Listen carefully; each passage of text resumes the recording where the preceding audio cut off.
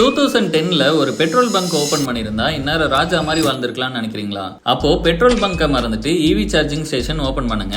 ஏன்னா இந்தியால ஒவ்வொரு வருஷமும் இவி வெஹிக்கிள்ஸோட சேல்ஸ் ரொம்பவே வேகமா க்ரோ ஆயிட்டு இருக்கு. லாஸ்ட் பினான்சியல் இயர்ல மட்டும் 2.5 மில்லியனுக்கு மேல இவி வெஹிக்கிள் சேல் ஆயிருக்கு. ஆனா இந்தியா முழுவதும் ஜஸ்ட் 22,000 சார்ஜிங் ஸ்டேஷன் தான் ஃபுல்லி ஃபங்க்ஷனலா அவைலபிளா இருக்கு. அதனால இந்தியால இவி சார்ஜிங் ஸ்டேஷனோட டிமாண்ட் ஆல் டைம் ஹைல இருக்கு. இதுல பெஸ்ட் பார்ட் என்னன்னா, கவர்மெண்ட் இந்த EV charging station business start பண்ண 80% வரைக்கும் சப்சிடி தராங்க. சோ இந்த பிசினஸ் எப்படி ஒர்க் ஆகுது, இன்வெஸ்ட்மெண்ட் எவ்வளவு, கவர்மெண்ட் சப்போர்ட் என்ன, ப்ராஃபிட்டபிலிட்டி எப்படி இருக்கும் அப்படிங்கிற கம்ப்ளீட் டீடைல்ஸும் இந்த வீடியோல பார்க்க போறோம். சோ இந்த மாதிரியான யூஸ்ஃபுல்லான பிசினஸ் வீடியோஸ் ரெகுலரா பார்க்க நம்ம சேனலை சப்ஸ்கிரைப் பண்ணி வச்சுக்கோங்க. இந்த வீடியோ மிஸ் ஆகாம இருக்க சேவ் பண்ணி வச்சுக்கோங்க. வாங்க வீடியோக்குள்ள போலாம். நம்ம எந்த ஒரு பிசினஸ் ஸ்டார்ட் பண்றதுக்கு முன்னாடியும் பார்க்க வேண்டிய முக்கியமான விஷயம் என்னன்னா, நம்ம பிசினஸ்க்கு மார்க்கெட்ல டிமாண்ட் இருக்காங்கிறது தான். அந்த வகையில இவி சார்ஜிங் ஸ்டேஷன் பிசினஸ் பொறுத்த வரைக்கும் டிமாண்ட் பத்தி நம்ம கவலையே பட தேவையில்ல. இண்டஸ்ட்ரி ரிப்போர்ட்ஸ் படி 2030க்குள்ள இந்தியாவுக்கு சுமார் 13.2 லேக் சார்ஜிங் ஸ்டேஷன் தேவைப்படும் சொல்றாங்க. ஆனா கரண்டா இந்தியால ஜஸ்ட் 22,000 பப்ளிக் சார்ஜிங் ஸ்டேஷன்ஸ் தான் அவைலபிளா இருக்கு. அதாவது இன்னும் லட்சக்கணக்கான சார்ஜிங் ஸ்டேஷன்ஸ்க்கு மார்க்கெட்ல டிமாண்ட் இருக்கு. சிம்பிளா சொல்லணும்னா இவி வெஹிக்கிள்ஸ் அதிகமாயிட்டு இருக்கு, சார்ஜிங் ஸ்டேஷன்ஸ் கம்மியா இருக்கு. இந்த கேப் தான் நம்ம பிசினஸ் ஆப்பர்ச்சுனிட்டி.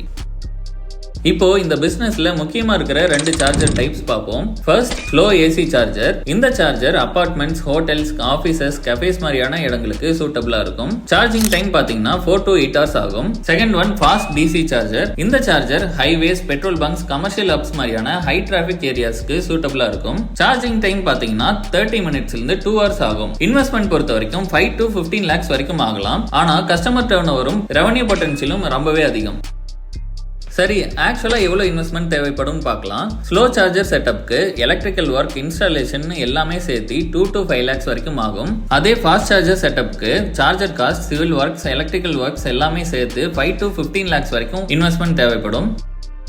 இப்போ கவர்மெண்ட் சப்போர்ட் பத்தி பார்க்கலாம். கவர்மெண்ட் PMI டிரைவ் ஸ்கீம் மூலமா 2000 crores பட்ஜெட் அலோகேட் பண்ணி டயர்டு மாடல்ல சப்சிடிஸ் தராங்க. அதாவது நீங்க எந்த லொகேஷன்ல இவி சார்ஜிங் ஸ்டேஷன் இன்ஸ்டால் பண்றீங்களோ அதை பொறுத்து சப்சிடிஸ் மாறுபடும். இந்த சப்சிடிஸ் பத்தி கம்ப்ளீட் டீடைல்ஸும் தெரிஞ்சுக்கணும்னு நினைச்சீங்கன்னா ஈவின்னு கமெண்ட் பண்ணுங்க, நானே உங்களுக்கு டைரக்டா சென்ட் பண்றேன்.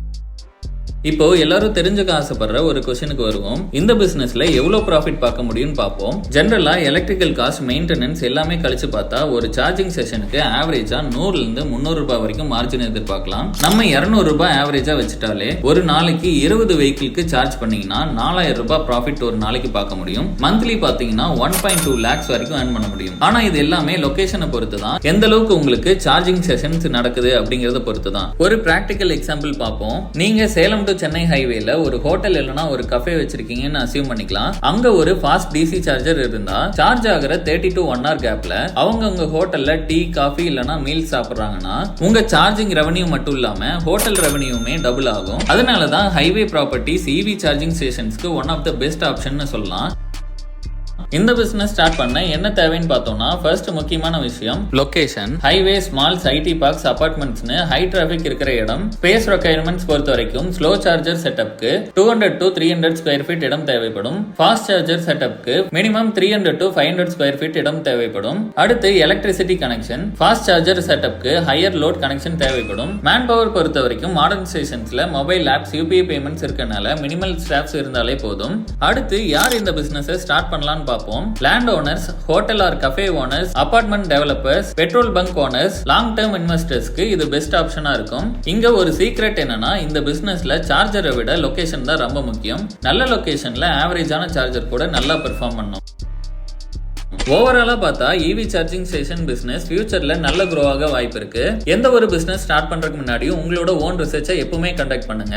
இந்த பிசினஸ் பத்தின கம்ப்ளீட் டீடைல்ஸும் ஒரு டாக்குமெண்ட் ரெடி பண்ணி வச்சிருக்கேன். அந்த டாக்குமெண்ட் உங்களுக்கு வேணும்னு நினைச்சீங்கன்னா ஈவின்னு கமெண்ட் பண்ணுங்க, நானே உங்களுக்கு ஷேர் பண்றேன். இந்த வீடியோ உங்களுக்கு யூஸ்ஃபுல்லா இருந்தா நம்ம வீடியோக்கு லைக் பண்ணுங்க, ஷேர் பண்ணுங்க, கமெண்ட் பண்ணுங்க. மறக்காம நம்ம சேனலுக்கு சப்ஸ்கிரைப் பண்ணுங்க. அப்பதான் நம்மளோட வீடியோஸ் ரெகுலரா உங்களுக்கு வந்து சேரும். அடுத்த வீடியோல சந்திக்கும் வரை நன்றி, வணக்கம்.